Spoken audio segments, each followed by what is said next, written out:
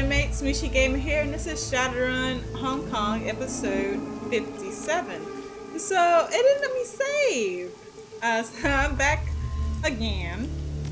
It's no biggie. I have time for my video. And there must be something big about to happen in the next part. The only reason I can think they won't let me save. The trip from May back to Hugh is quiet as you process the information revealed by the plastic-faced man. Prosperity's a name, two names actually. One is a secret project Raymond was working on before he left for Seattle. The other is the corporate headquarters of Sang Mechanical Services. The Prosperity Tower is where Raymond Black is being held, alive. It's also where his memory is in the process of being reprogrammed by his mother, and time is ticking. The plastic-faced man proved surprisingly amiable and quite useful before you killed him. Your next stop is Connie Chang. She'll want to hear this. I do feel bad about wanting to kill him, but the cons of keeping him alive were greater than the pros of like the reasons why. But I don't know. I've been having to make hard decisions like that all of this game, honestly. But what was I gonna say? I lost my train of thought. I have not regretted one. Not even the one where I screwed up the first mission and Connie Shane nearly cut my head off. The only decision that I regret was not giving those guys that gun. Not only because the gun sucks, but they did really help us out. And really they could have had it. It's so bad. I can't do anything with it. That's not even the point of bringing it along on a mission because it's just, I mean, I get it's a prototype, but come on, a laser doing like 5-7 damage. A laser should do more than that. My friggin' giant gun from beyond the grave does more damage than that. I mean, I have quite a few karma left over this time because I didn't actually have anything to spend my karma on before, so I just kind of left it where as it is. What I don't have though is a lot of credits. So even if I can get a new weapon, I really do need a new sword or something because I'm stuck. You step out of the MCR station and into the balmy night air. An impenetrable wall of clouds, heavy with imminent rain, has blown in from the south. It covers the stars, causing them to wink out one by one. You can smell something on the air, something electric.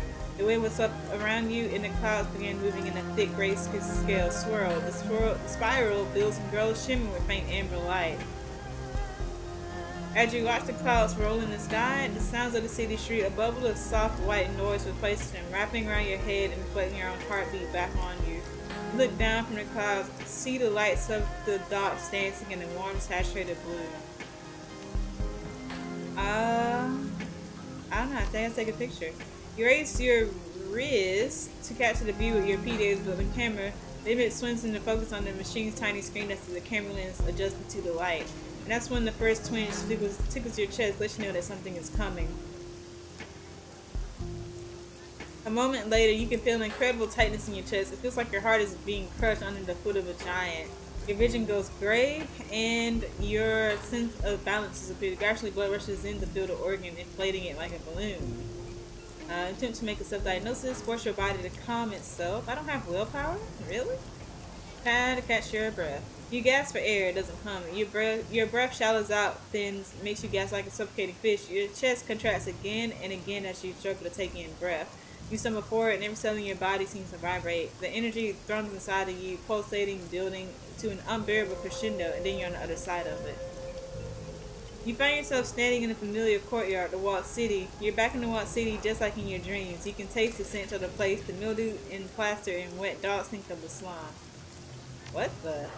The crumbling facades of tenement buildings lean into one another above you, closing in on either side, creating a narrow walkway. Just like in your dreams, there's nowhere else to go, nowhere before it, down the path ahead.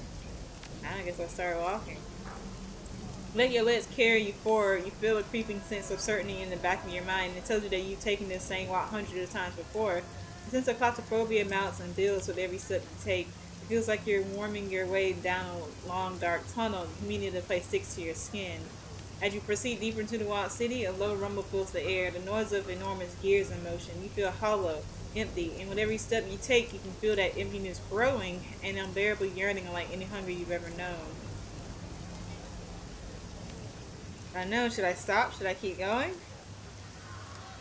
I'm not even really there, it seems like.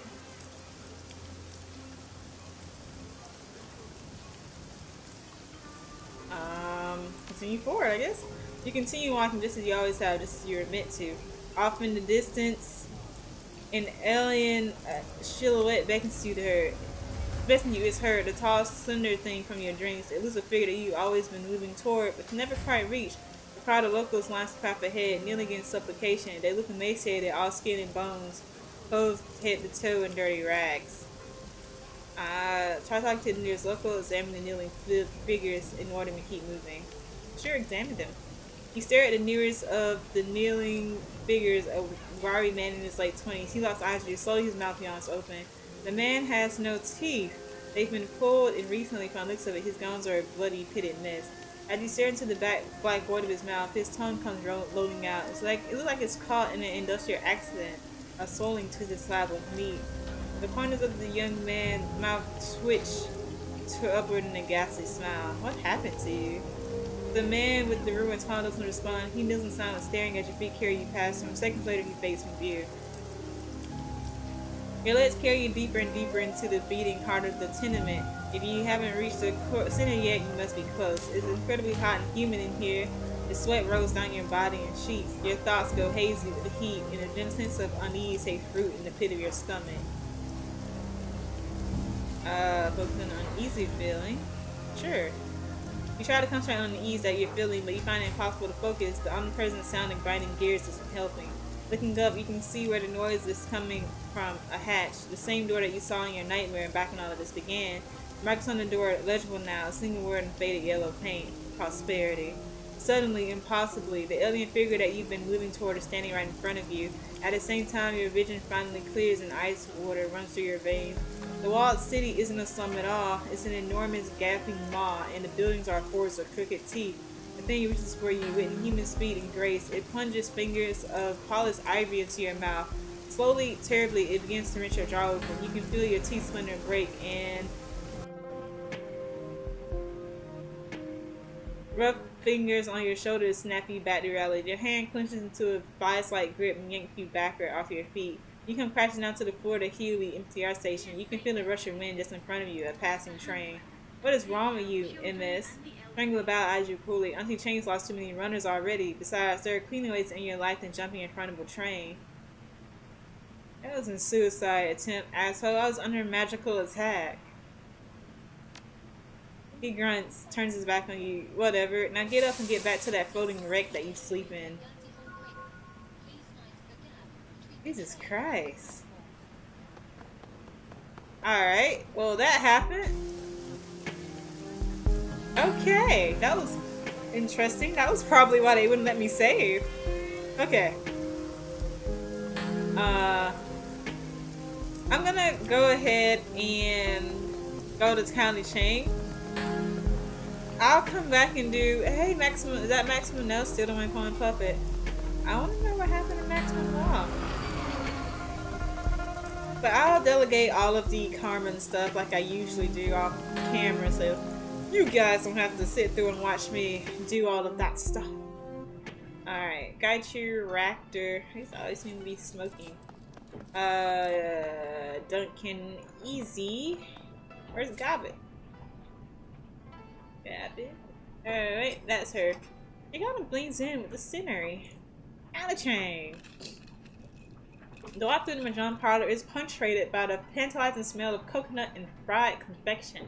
Your crew surrounds County Chain, watching uncomfortably as she peels small egg-shaped delicacies from a waffle-like pastry and pops them into her mouth. Each time she does, her eyes close in ecstasy and soft sound comes from her throat. I would be feeling kind of awkward as well.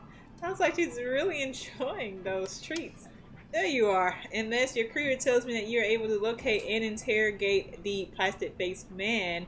The straw sandal's eyes narrow, and her rusty voice takes on a jagged edge. They haven't told me his current disposition, however. I assume everything went as instructed. I was going to take a yes, Auntie. We took one of Josephine's pieces off the board. Tiny Chain's nostrils sway with a sharp inhale and Her eyes glistened in triumph. That was for you, Nightjar. I trust you got something useful out of him. We got plenty. Wu sounds eager. He gave us a data dump on everything he knew about Prosperity Tower. First-hand info. Josephine's headquarters? She puts down the pastry, rubs her nose, considering. That could be useful, I suppose. What do you intend on doing with it? We're gonna rescue Raven. He's alive, Auntie, just like I said he was. Josephine's holding him in there. She's doing something to his brain. Something to his brain? She takes another bite of her pastry. What is that old bitch up to now? Based on the memory that Mr. Plackett showed us, it looks like she's trying to rewire her son's memories using something called ASIST, Artificial Sensory Introduction Systems Technology. It allows users to record, process, and feed synthetic sensory input to the brain. Like a SimSense chip? Yes, Auntie, it's a technology that led to SimSense. It's also it allows Deckers to enter the Matrix and grants riggers a neural connection to their drones. An expert assist technician could alter someone's personality, memory, even identity. I'm guessing experts like that are growing trees. Sounds complicated. It is. It requires a massive amount of computing power, and it is not a temporary SimSense experience. Changing someone's memory requires a world-class expert in assist. I'm not sure exactly what they're doing to him, but I'm guessing that his mom wants him to forget something, or to remember it differently. Maybe. We have no idea what that is. We got to get to Raven before he isn't Raven anymore. That means a run on Prosperity Tower. Isabel and I have been studying the data the plastic-faced man gave us about it. Lots of good intel to mine there. Talk to me about security setup. How do we get to Raymond? How do we stop this assist from rewiring Raymond? Yeah, let's do that one first. The key to the operation are the 3 security stations located on different floors. The major systems in these security stations are the command and control hubs for the entire building's security. As much, they're the best place to find out where Raymond Black is being held. That's all we've got on his location. All we know is that he's being held somewhere called Lab 12. But where that is or how to get in there is something we would need to figure out on site. If things go hostile, the best thing to do is to get an alarm panel or a major security node and shut things down. If we're noticed, we'll have a brief window to cut the link to the alarm system. If we do that, it will isolate the whole floor from the security system.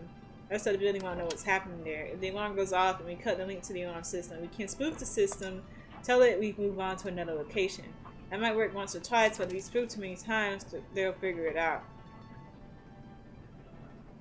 Oh, what else do we have on security stations and sales staffing weaknesses? What about guards? Quantity, training? Standard cop security for the most part, but saying has a rapid response squad for high priority events. That would be us. Is Gobbert right? Do you think an intrusion to Lab 12 would qualify as a high priority event? Sounds manageable to the point we find Raymond. Judging by the way Grandma Sane took out Carter, Gutshot, and Nightjar, I'd say she's not interested in anyone getting anywhere near her son. Expect to face Sane's elite security once we find him. How long is this brief window to cut the alarm? Maybe 30 seconds, maybe less if the network isn't cluttered with traffic. If there's as a fail-safe so security doesn't stampede all over the building if a janitor forgets to close the door. Oh, okay. What else do we know on the security station themselves? Staffing and weaknesses? Only one thing worth mentioning is books over the Wu. The only way into the security station is with a key card, and guards can use floor carrier cards to the station on that floor. So we can get a card by taking them out, but there may be other ways of getting key cards. Wu crosses his arms across his chest. Like I said, the security stations are the key to this operation. They provide multiple opportunities to exploit the system and determine how to approach the rest of our incursion. The security stations are high priority targets. Check. We go as quiet as possible until we have no choice. We don't need an entire building of security on us. I mean, they both say the same thing. You want to take them fast before they have a chance to respond. They won't have a chance to respond. They'll be dead. They'll be too dead. So which station do we hit first? The little Decker purses her lips. No way to know. We need to take one of them and use it to determine our next step. It's like we have directions to go find the map. That's all you know about security. Let's hope it is enough to give us an edge. How do we stop this assisting from rewiring Raymond?